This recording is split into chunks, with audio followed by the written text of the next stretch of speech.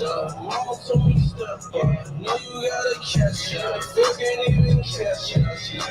into the Your Illini Nation pregame show. Brett Barron's here along with Jeremy Warner from Memorial Stadium before Illinois gets set to play Wisconsin for homecoming. 2:30 kick on FS1. Jeremy, a beautiful day for football. I don't think there's a cloud in the sky. Couldn't ask for anything better than this, and a lot to play for Illinois. Yeah, I'm jealous of the tailgaters today. Yeah, and everybody gets to enjoy this fall day because it's probably going to get cold after this. It's been hot before this. This is the perfect fall day. And for Illinois, they're trying to make it a good fall day because if you can get to 4-4 before the off week, before the bye week, get some recruiting, get some momentum, and potentially set yourself up for a really big, bold push.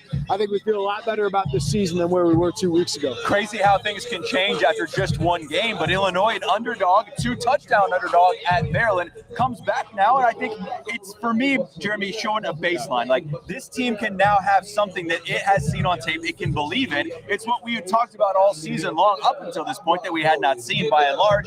Now they have it. How big of a difference is that for them just to have that? Well, we'll see today. I think this is what today is all about. The season's all about, can you sustain success over seasons? Today is, can you sustain success over back-to-back games? Illinois was not perfect at Maryland, but I thought it played B-level football throughout. And I thought that was the kind of team we expected all year. A team with some flaws, some things they got to overcome, but they could run the ball. They could throw the ball deep off of that. Their defense gave them a chance to win. And we just thought Illinois would be competitive to the point that they give themselves a chance to win every game late. Yep. Their offense comes through. Their defense holds Maryland to a field goal on that last drive that Maryland had. Those are the things you expect out of a Brett Bielema program. Not losing by 25 at Purdue. Not losing by 13 to a bad Nebraska team at home. Give yourself a chance to win in the fourth quarter. And Illinois, they should win enough games in this Big Ten West to be able to do that. That's what they did against Maryland. Now can you do it again? Yeah. Now we kept coming on here saying, prove it, prove it, prove it. They proved something at Maryland that they are capable of that.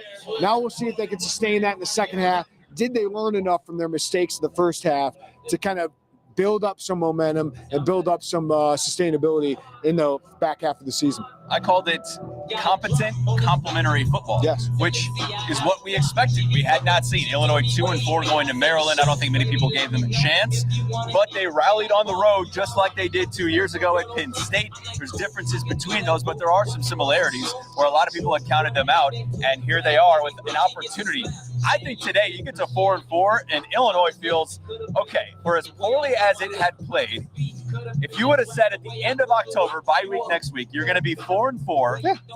Okay, like I don't think it's that far off. It's just how they got to that point that has a lot of people like scratching their head going, what is this? Now you got to get there. Wisconsin's one of the better teams in the Big Ten West. Of course, we'll talk about new quarterback in for them. They're going through some changes in that program, but 2 years ago when Illinois went on the road and beat Penn State, what did they do to follow it up? Lost at home to Rutgers. So you need to be – that kept them from going to a bowl game, along with a tough loss to Purdue on the road and a loss at Maryland at home. But that game kind of kept you from getting to that bowl game.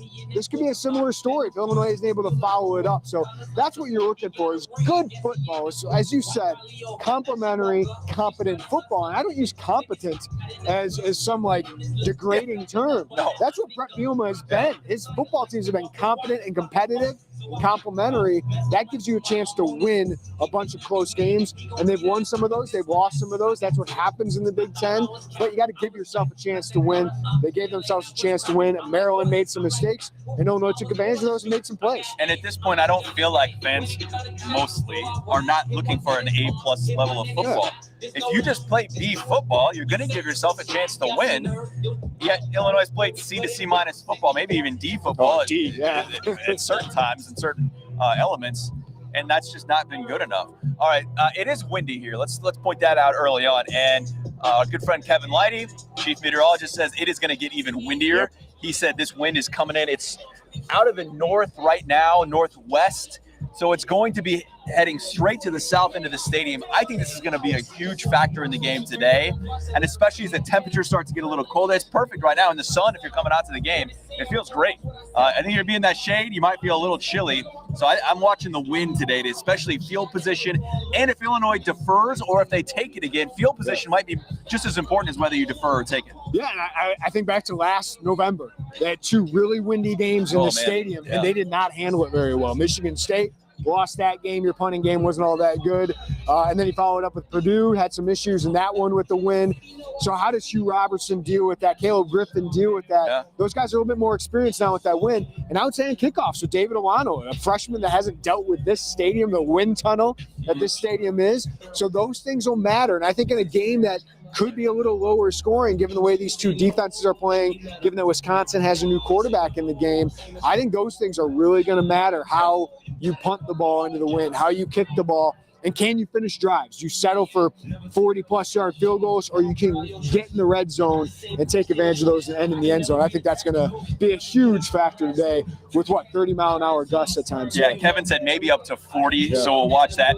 I think that could factor into, okay, even if you're at the 29, 35, 39-yard line, a field goal might be out of range there. It's either go for it. You're probably not going to punt from the 25, obviously, but, if you're at the 45, fans might be a little frustrated, but that win playing a big factor into that. We've seen that from Brett Bielema and how they approach that. Let's start with the Wisconsin quarterback situation, because to me, that's the biggest storyline coming in. We'll talk about Caden Fagan. We'll talk about Illinois' defense and the steps it has been taking, but Tanner Mordecai not playing today, and this is a big loss for Wisconsin, an opportunity for Illinois to get a fresh quarterback in his first true road start in a Big Ten. Yeah, I would say that Luke Altmaier and Hudson Card had kind of been bigger, big play threats. But Tanner Mordecai was a really solid, steady quarterback, could make plays with his legs, but he really wasn't playing all that well. This offense was not firing on all cylinders, but he's so experienced at this level that going on the road, he's done this. He's won some games like this. They won at Purdue. That was a big win for this Wisconsin team. Now you get Braden Locke, who has good pedigree, 4-star recruit, was at Washington State, knows how to operate this air raid, really strong arm, which is going to be important today in this win, but he just lacks that experience. Right. So you'd expect some growing pains. And I think it's on Aaron Henry in this defense to put him under pressure, to really make him feel uncomfortable in that backfield. So getting pressure on him, maybe having some more press coverage, getting more aggressive. I think that's what you want to do, because you want to take the ball out of Braylon Allen's hands. 0 for Wisconsin. I don't think Illinois is going to hold them to 2 yards like they did last year, especially Keith Randolph out today is the big news on the injury report, a second straight week without your star defensive lineman. So it's going to be really important, I think, for Aaron Henry to make sure Braden Locke has to beat you. Make him beat you. Because this Wisconsin running game is a lot better than last year, in my opinion. We talk about the air raid offense with Phil Longo, how much they've changed. They still love to run the ball, and their offensive line has taken some steps forward. So you got to dial up some pressure on Braden Locke and make him feel uncomfortable in his first career start. Yeah, for me, that's the biggest storyline coming in. Not only that Wisconsin starting quarterback for the first time on the road in Big Ten play in the win, but you've got to be able to get pressure on him, make him uncomfortable. And Illinois did that last week. Seth Coleman, 3 sacks, Big Ten Defensive Player of the Week. Finally, right? We came into this, the outside linebackers thinking that they would be able to shine this year, really had not come along through 6 games. Finally, it pops in that 7th game. To me, that's what I'm going to be watching. How much can they scheme up an opportunity to put pressure on that offensive line for Wisconsin and on the quarterback situation? Yeah, and I got to give credit to the secondary. I thought they were able to really cover. There's a couple coverage sacks in there with Seth Coleman, but yes, when Seth Coleman was presented those opportunities, he got Talia Tagovailoa to the ground, and that's not easy because he's a strong guy, athletic guy that can move a little bit. So that's what you want to see. With all the attention now going to Johnny Newton, especially with Keith Randolph out, he's getting double teamed, triple teamed at sometimes. That opens one-on-one battles for these other guys. But you're also seeing James Krutz, Dylan Rosiak is kind of emerging as a star. Those guys are starting to get pressure and win some battles. But I do think Aaron Henry has been a little bit more aggressive here lately. They run a lot of man coverage still, but you see more blitzing, more mixing it up on these third downs. But I think most importantly, Illinois is starting to slow down the run game of opponents a little bit more. That puts these opponents in 3rd and longs. Maryland is in 3rd and 8 a lot of times. That allowed the secondary to kind of know what was coming and allowed them to kind of tee off on the quarterback of the offensive line. So it all plays together. But I do think this defense, since that Kansas game, Brett, has really started to settle in. I thought Aaron Henry had a winning game plan against Penn State and a first-time starter on the road in Drew Aller. Let's see if they can do the same thing. 'Cause I thought they played well enough against Penn State to win that game. The offense obviously did not. Yeah, and the outlier of Purdue in that giving up 44 was on the road for this Illinois defense, but I think they've taken incremental steps. And I also understand from what a lot of Illini fans are saying, it almost feels like there's some scar tissue because you ripped the Band-Aid off from the #1 defense in the country last season. You come in and you don't really play that inspiring of an effort in the opener against Toledo, and then Kansas wasn't great. Penn State still, okay, all things considered, like you talked about. But I do feel like there's been quite a bit of progress there. Even the Nebraska game last couple of weeks, obviously Purdue the outlier. Yeah, it was crunching some numbers since that Kansas loss, which obviously the defense did not play well at all. Toledo, they didn't play all that well. But since that Kansas loss, they're top 30 in the country in yards per pass attempt, and they're top 55 in yards per rush. So they are playing, maybe not elite football, but they are playing well enough to win in the Big Ten. Now it's about, I think, can you continue that against this Wisconsin team and an offense that has some good pieces, especially on the offensive line at running back, but also can your offense put them in situations to succeed? Can your offense hold the ball? Can your offense have long drives and get in the end zone to where the defense, their efforts are paying off? Yeah, we'll see that. You mentioned two guys there in the linebacker. I think James Kreutz is continuing to rise up. Dylan Rosiak, I think we expected quite a bit out of him this year, or at least an increased role. Maybe not so much for Kreutz, but just watching James Kreutz, I feel the confidence just oozing out of him. He's a big hitter, man, and he can come in and make some plays. And I feel like they're finally getting some of that inside linebacker play, too, that really struggled earlier in the season. Yeah, I think Dylan Rosiak has really emerged as one of the top playmakers on this defense the last couple weeks. Outside of Johnny Newton, I think the last 3 weeks, Dylan Rosiak's been your best defender. He's just making plays at the line of scrimmage and behind the line of scrimmage. Before this, I think these young guys were kind of reading, but they weren't making the plays and getting aggressive and trusting their instincts. I think with more experience seeing him, Kenenna Odaluga really starting to come into their own and make some plays at and behind the line of scrimmage. And then James Kreutz, I think he's just in a role that suits him really well, kind of like Kenenna Odaluga last year. He's in this pass rushing third down role. So credit to Andy Boo, credit to Aaron Henry that those guys are really progressing. We expected some growing pains from those guys as they take on bigger roles, but if they can continue this upward momentum, I think that's huge for this defense behind a defensive front that you feel is starting to come out a little bit more outside of Johnny Newton. So I think Aaron Henry and his defense, you feel pretty confident that they're going to give you a chance to win. Speaking of new guys, Caden Fagan burst on the scene last week. I don't know if we would have gone into the game thinking he had 19 carries, I think it was. I wouldn't have expected that. I would have taken the under on it, but I think he showed a lot, and I'm excited to see how he performs in another. I got some tape on him, like a little bit bigger role once again, because he's a bruiser, man. And I think he set the tone. The thing that stuck out to me last week, and you were in Maryland, I was watching on TV, Andy was out there for us.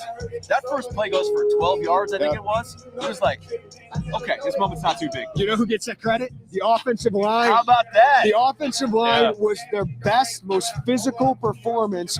Caden Fagan deserves a lot of credit, and I'll hit on him in a second. But that offensive line set the tone with that run in particular. 12 yards off the line of scrimmage. I thought they were physical. They were what you expect out of the Illinois offensive line. Still had some issues in pass protection. I think they're starting to get a little bit better with. But I thought Isaiah Adams and Julian Pearl were great. I thought Zy Chrysler looked his healthiest in that game, and I thought he played his best. So I want to give a shout-out to that offensive line. Caden Fagan, on a lot of those runs, was not touched until 3 or 4 yards down the field. And when you got a 6'3", 250-pound guy getting ahead of steam like that, he's tough to bring down. And that's what you love about having that option. I think Caden is starting to be what we thought Josh McCray would be this year. And what we saw to Josh McCray as a freshman, where that guy gets ahead of steam, he's going to fall forward. He's going to get those extra yards. And even on that goal line, that was okay blocked at the point of attack by Josh Kreutz and Julian Pearl, but there was not like he was stopped at the 1 yard line, but you saw what 6'3" does. Dude, you reach across, he's able to get that touchdown. Sometimes he fell forward, and just because he's that long, that strong, he's able to get an extra yard or two. Where Illinois was just set up in 2nd and 6, 3rd and 3, instead of being 3rd and 8. Their average was 3rd and 4.8 yards. Just to compare, against Penn State it was 3rd and 10. Against Purdue it was 3rd and 9. So the fact that you're average of that, it just leads to prolonged drives, and it puts Barry Lunny in a much easier position to call up plays that put your guys in position to succeed. So Caden Fagan looked like a 4-star prospect, and yes, I think the moment has not been too big for him the last 3 games where he has had that. And with Reggie Love out again today, it's going to be Caden Fagan and Aiden Lawfrey yet again today. So I think a good sign is Caden Fagan getting 19 carries because, one, that means he's been effective. Yeah. And that means your drives and your running game are being effective. So if he gets to that 20 carry territory, I think that's a really good sign. Are you okay with that? Like, are you good? Hey, feed him the rock 20 times. Yeah, as long as he's being effective and productive, as long as you're not pounding your head against a brick wall there. And I think Illinois is going to have some running opportunities against this Wisconsin defense, which can be disruptive. But this Wisconsin defense can really dial up pressure. They run a 3-3-5 defense where they'll put 5 or 6 guys in the line of scrimmage, and you don't know who's coming, whether they're going to drop or they're going to blitz. They're an aggressive defense. So I think it's really important to continue that run game momentum so that they can't tee off on Luke Altmaier and this Illinois offensive line, because they can be really confusing up front. We did see a big play last week as well. How about that? In the first quarter, Pat Bryant goes for a 40-plus yard touchdown. And for everything that we talked about, the first quarter struggles, it feels like we saw a glimpse of this offense and what it could be, whether that's the third down struggles and getting out of those long yardage situations, scoring in the first half, like all of these things, first quarter, I should say. Man, it just feels like a breath of fresh air for this team. Like that was my perspective of like, hey, maybe we're not as bad as we thought we were, or what everyone else thinks that we are. Well, maybe Barry Lunny can call a game differently when you run the ball and you get a lead. Those are 2 things they hadn't been able to do consistently. So I think we've seen Barry Lunny dial up some big plays at times this year, and I think we've seen Luke Altmaier be able to cash in on some of those opportunities, right? For all the Illinois offense's issues, they're 3rd in the Big Ten in passing offense.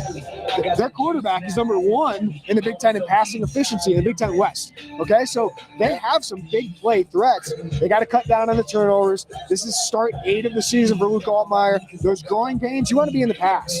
He's an experienced starting quarterback now, and with facing off against an inexperienced guy, you want to have the edge at quarterback today. But for me, it's all about that offensive line, Brian. I think we know Pat Bryant, Casey Washington can make plays in one-on-one opportunities. Isaiah Williams, one of the best wide receivers, most dynamic wide receivers in the Big Ten. But they need the offensive line to follow up a good performance with another good performance, because that makes everyone's job so much easier. As we circle back to that O-line, like, are you comfortable with where they're at, the situation, the injuries, everything else? Like, Zach Chrysler coming back looks healthy to me, like maybe the best he's looked.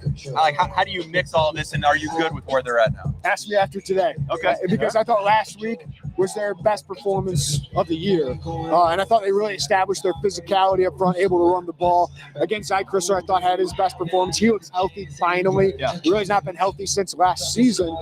I think Julian Pearl is playing his best ball. I think Isaiah Adams really settled in at right tackle. He might lose some one-on-one battles and pass coverage every once in a while, but that's going to happen. But I thought he played his best ball. Josh Kurtz is battling up there. I thought Hunter Whitenack has played okay the last couple weeks, but Josh Geske seems like he's a go. He's not on the injury report. So maybe finally they're starting to build some chemistry and starting to get healthy on that offensive line. So that's my story of the day outside of Wisconsin starting quarterback is, can that offensive line start to gel? Because if they do, I think this team can really gain some momentum down the stretch. And it goes into a stretch month of November where it really struggled last year. Think about, like, I put myself in this situation next week. Last season, we were in Nebraska and in Lincoln, Illinois 7-1, ranked in the college football playoff. Everything was good. What a difference a year makes in that, where they're just fighting to get to 500. But I feel like if they can get to 500 and get into a bye and get somewhat quasi-healthy coming out of that, I have some optimism that this team can make some noise in November. Especially with the schedule. Listen, Minnesota is a good program, solid program. You're on the road. That's never easy. You won there 2 years ago, right? You beat them last year here at home. So that's a winnable road game for you. Indiana at home. Iowa on the road is going to be really tough. Can you score 15 points against Iowa? That's going to be really difficult because that's a great defense, an elite defense. Then you get Northwestern at home. So if you can get the 4-4, Brett, the path to a bowl game is great, for my opinion. Yeah. And you're also thinking about recruiting. This is a big day for recruiting. You have a lot of top prospects here on campus. That would help to get a win today, but also just to build in recruiting and say, listen, you might have had a slow start, but we're turning this thing around. We're going to have a good season. We're going to get to back-to-back bowl games. I think that sell becomes a lot easier if you get to 4-4 going into the off week. Yeah, and if you're 3-5, I just think you're once again looking up a hill that is not impossible to climb. I mean, it's still feasible that you could do that, but it means you're going to have to win a game that you're probably not favored in, and a game on the road for sure if that's not a win today. So we'll see how that plays out. Other keys you're looking at today: quarterback for Wisconsin, offensive line. Any other players or keys that you say Illinois has to do this well if they're going to win the game? Yeah, I mean, I talked about the offensive line. I talked about what I think Aaron Henry's game plan needs to be, but I think it's an important Luke Altmaier game, right? Like I think I'm really encouraged about what he is. Yeah. I did great this season, probably a C+, some ups and downs, growing pains as we'd expect. But he's the kind of guy I want to build around. Like, the talent is there, the big plays are there. He's just got to hit those singles, got to learn when to escape the pocket, when to stick in that pocket, when to get rid of the ball and maybe take an incompletion, right, rather than a sack. Those are the things I'm looking for today, is to steady that play out, because now he is a veteran. Like, this is the second half of his first season as a starter. This is his 9th career start at this level. If you get steady, solid play along with those big plays, I think you got something really good in Luke Altmaier. And again, I think he should be an advantage today. Going up against another talented quarterback in Braden Rock, but he's never started a game. I think this is where you need Luke Altmaier to become more of a veteran. And we talked to him this week. I was impressed with just his level-headedness, and I think we've noticed that. We've seen that in our time talking to him. But now where he's had a little bit of a book of experience and a couple of chapters in that starting book, he still has remained level-headed, and I think that's important. He admitted there's been some ups, there's been some downs. I think that's also stood out to me this year, Jeremy, that the staff from Brett down have just admitted when things have not gone well. And that sounds simple, I understand that, but a lot of times we get a lot of coach speak. It's our job to decipher what that really is. And when Brett just says that I'm as frustrated as he's ever been, after a loss in his career, those things are kind of refreshing. I think that self-reflection is important, that they've admitted this hasn't been great at times. Yeah, they know. They know. But that doesn't mean they always say that. Correct. That's the difference. I think the difference is, in previous seasons in Illinois football that you and I have covered for the last decade, previous regimes, you start 2-4, it's a spiral. Yeah. It's an absolute spiral. And I do think, public accountability of, hey, we're not playing well enough. We need to get better. These are the things we need to change. I think that translates. Parents hear what Brett Bielema says. Players hear what Brett Bielema says. And I think understanding this is not the standard. We got to get better. But for the staff to be able to implement those changes, get these guys better to where they are progressing throughout a season, I think that's impressive. We saw that year one with Brett Bielema. Start 2-5, find a way to win 3 of the last 5 games, and give yourself chances to win games. And then last year, Indiana, you lose that one. It's like, is this program ever going to be good? They rattle off 6 straight wins. So I think that's really important, is this team did not quit. We've seen teams quit before. We've seen some teams come back 2019, 2021, but too often we've seen teams kind of fold on themselves. Kudos to this staff and these players for bouncing back and still believing and then executing when they need to. I just think there's a difference there from what you said, what we've covered, what we've heard, what we've seen around the country. A lot of coaches just say we're going to be fine. Well, if you're not fine, you're not fine. So it's up to them to figure it out. This is a big moment for me. Yes, we want to say every game is big, it's important, but in terms of turning points, last week was that first step of a turning point. You get back to 500 today, I feel like now you can get a full head of steam going into that and just completely look at November differently from the team and from the fan base perspective. All right, how you feeling about this one? Well, the good news is, I'm going to give my prediction here. I've had 3 predictions predictions in a row that have been off. 2 that I picked Illinois to win, and then 1 that I picked Illinois to lose. I think this is a tough opponent. I think this defense for Wisconsin is really, really good. They're really coming into their own. Mike Tressel, their defense coordinator, Luke Fickell is a defensive guy. They got talent on that side of the ball in the secondary and on the defensive front. I think it's a huge challenge for the offensive line and Luke Altmaier, because I think they're going to get pressured. I think they're going to get confused up front. But I do think the defense is going to give themselves a chance to win. So for me, I think a lot is on this offense today to show that you can put up 20-plus points against a Big Ten opponent 2 weeks in a row. You can finish drives, and you can give your defense a chance to win the game. But Wisconsin.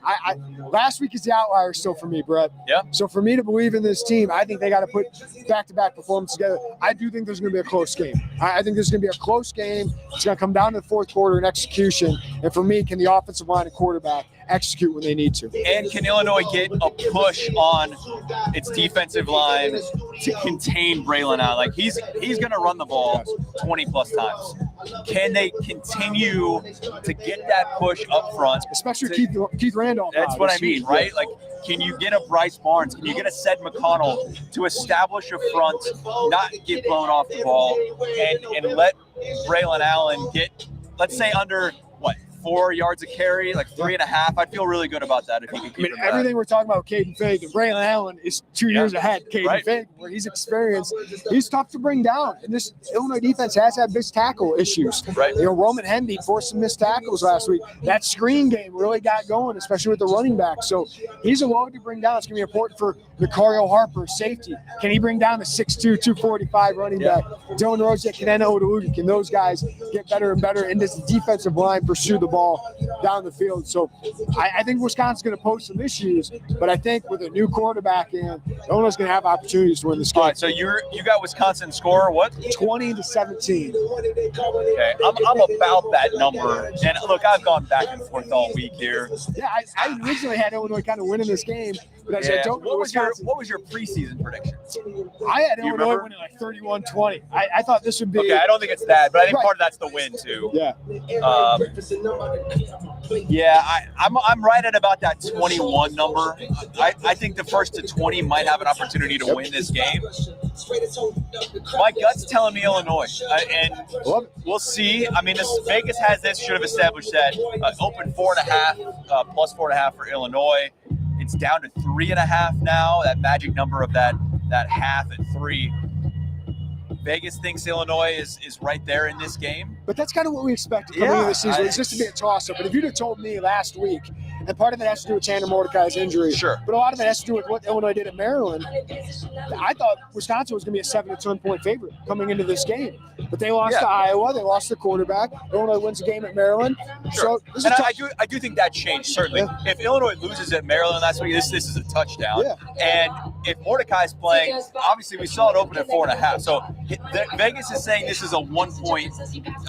Yeah, which is what the Big Ten West expected to be, was toss-up games after toss-up games. For me, I just got to see it 2 weeks in a row. Yeah, and I don't think anyone's going to argue with that. I think that's completely fair. Give me 21-20 Illinois. Love it. I think that's right there. Hey, that'd be 2 in a 4-year stretch here, right? Happened right down here against Wisconsin. We'll see. I do think it does show a long way of where Illinois has come.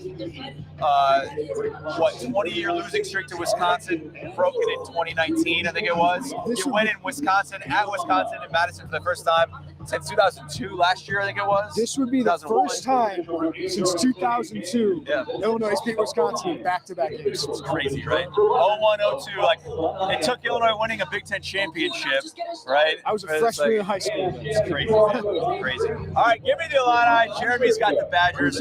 We'll see how it plays out today. 2:30 kick on FS1 for homecoming. I think we'll have a decent crowd today. Yeah. Beautiful day. The tailgates were absolutely packed out there. You can't ask for anything much better than this, maybe other than the win, and it continues to howl here out of the Northwest. All right, we got basketball too, man. I know you guys were there last night, State Farm Center.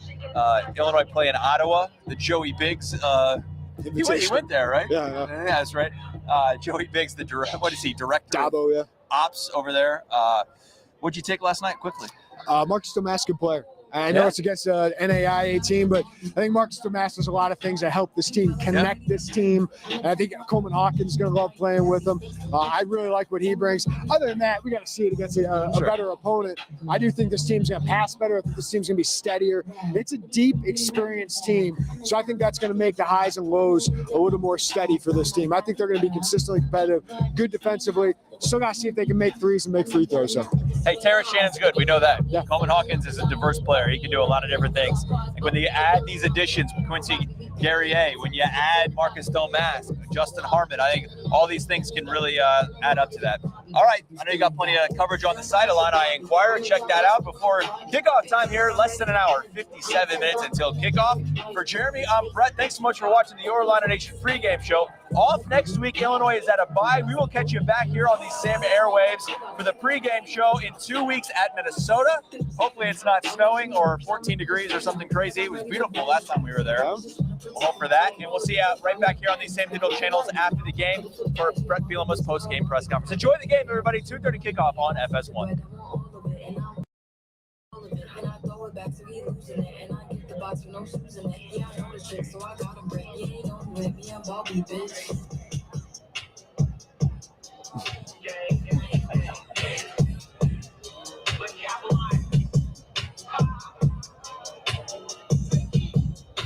Step up. Wouldn't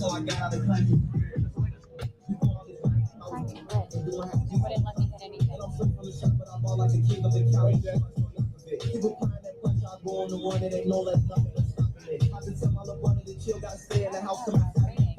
You ain't heard about us, well, you need to go watch the movie. Got the fix on my ass in the hood, cause they think I'm the one who been behind the glass. I'm just focused on music. They say my last tape was a classic, but I got some hottest rocking the show. Or if I'm not up in the studio, I'm I don't know